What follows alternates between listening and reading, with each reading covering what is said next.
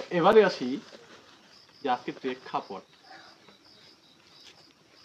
12 মাসে 13 পূজা। হ্যাঁ, যেন আশ্বিন শুরু হলেই শুরু হয়ে মানে কোথায় এটা শুরুটা হয়তো ওই জন্মাষ্টমীর পর থেকে এরকম একটা শুরু হয়ে গেল আমাদের, যেন পরব আসলো, পূজা আসলো। হ্যাঁ, আমার দাদা কিন্তু বলে দিয়েছেন হিন্দুদের পূজা মানে কি, বলেন পূজা মানে কি? কোন আনন্দ উৎসব? এটাই তো, এটাই তো।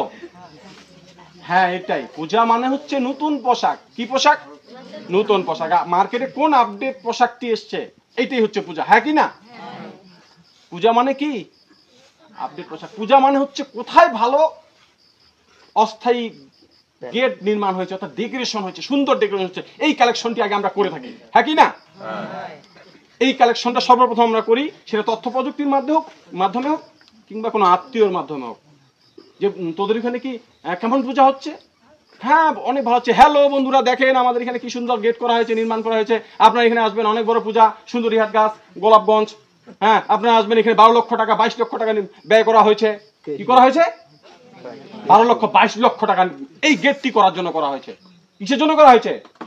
গেটটা করা হয়েছে। কিন্তু এই নির্বোধ হিন্দুরা কখনো ভাবে নাই যে একটা স্থায়ী নির্মাণ করি গেট, যে গেটটিতে প্রতিদিন দেখার জন্য প্রতিদিন দর্শনার্থী আসবে, বছরে 3 দিন নয়, 7 দিন নয়, 10 দিন নয়, প্রতিদিন দর্শনার্থী আসবে। এই চিন্তা আমাদের হিন্দু, এই নির্বোধ হিন্দুরা কখনো করে নাই। আমাদের মন্দির মানে প্রাচীন নেই। কি নেই? মন্দিরের সীমানা প্রাচীন নেই। যে মন্দিরের সীমানা প্রাচীন না থাকায় প্রতিনিয়ত আমাদের হিন্দুদের মন্দির, শ্মশান এবং আমাদের বসত ভিটা পর্যন্ত বেদখল হয়ে যাচ্ছে। কেন হচ্ছে?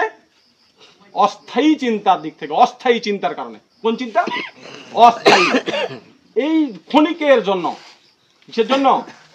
ক্ষণিকের জন্য, দীর্ঘস্থায়ী ভাবনা থেকে নয়।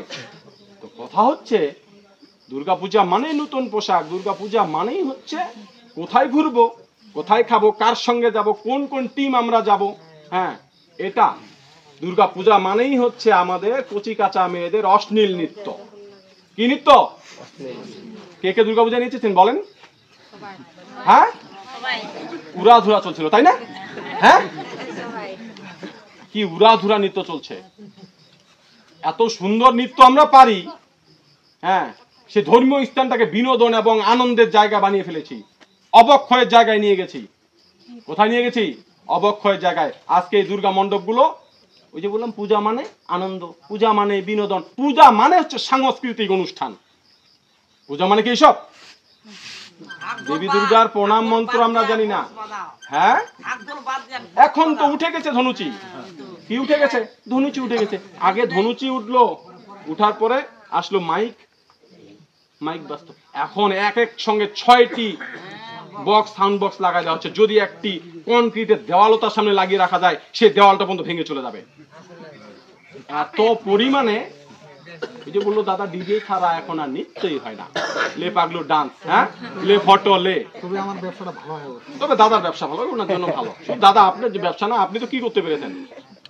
আপনার কয়টা বক্স, আপনার কয়টি সাউন্ড সিস্টেম, আপনি তো এইটা করে তো তাও 2 টাকায় হিন্দুদের জন্য ফুরান। কার জন্য ফুরান? হিন্দুদের জন্য ফুরান। আপনি গীতা আজকে এখানে রাত্রির দোকান ফেলে আপনি এখানে এসেছেন।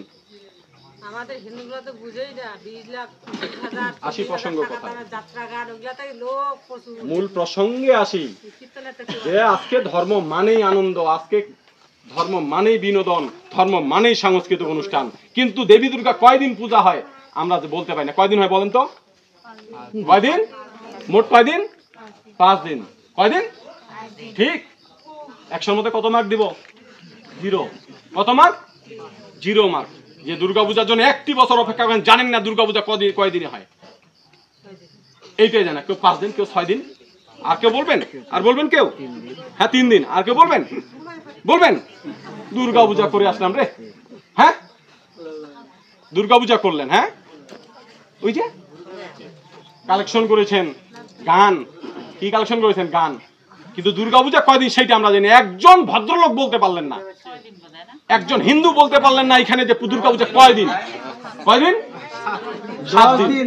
একজন হিন্দু বলতে পারলেন না। দুঃখজনক, ধিক্কার আপনাদের। আমি কি ভুল কিছু বললাম?